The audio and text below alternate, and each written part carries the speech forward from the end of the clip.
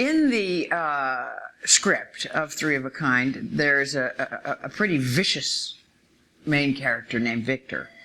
And the only time we see his softer side, so to speak, is when he interacts with his sister, who's me. I got it. How you doing, sis?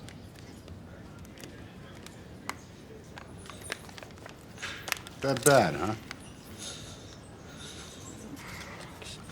Hey, I think you look stronger. And I'm in an institution of some sort. Clearly, I'm there for depression, some kind of serious depression and mental disorder. Although I'm still bright and funny and adore my brother, and he adores me, and we're bonded by a very tragic past. Hey, seriously. What? Seriously, why don't we go to a Bears game? Okay, next time they're in town, we'll do it. Yeah! Of course, you might be all tied up. You're such a busy man.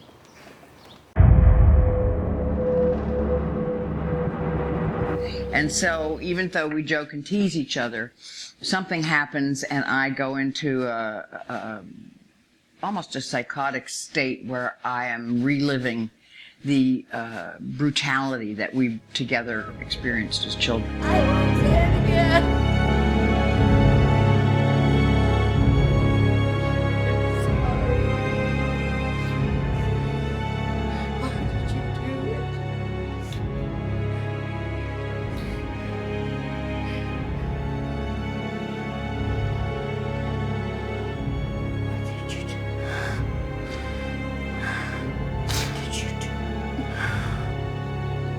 And it's deeply, deeply upsetting to Victor.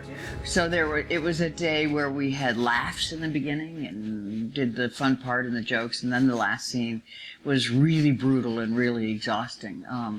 One of the things actors have to do that most people don't understand is tell really deep truths. That's the point of acting. Most people think acting's about lying, and in fact it's quite the opposite. So every emotion you experience, if you're acting properly, you're really experiencing. And you're really feeling and really having and not faking, particularly in film when the camera can come in and make your head 20 feet high. An audience can see what's going on. The Indians believe the camera steals your soul. Well, it reveals your soul. Whether it steals it or not is another issue. But they do have a point there somewhere.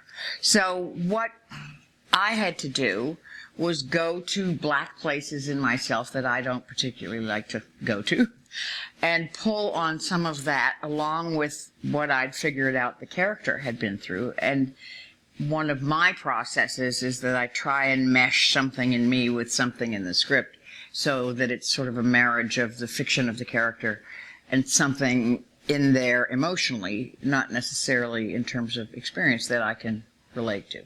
And marry the two. So the last half of the day was tough stuff. It was a lot of takes of a woman really breaking down, who's my age, over her past. And there just are some things that happen to people that we never get over. And I think pretty much everybody has something. There are very few people who get to walk through life unscathed. But in this case, it's a particularly brutal reality that these two kids lived through, and it bonded them. I took care of him, he took care of me, and so here we are much older. He turned out to be kind of a sociopath and a brutalizer of women and, well, anybody else around, I guess. I became the more vulnerable of the two.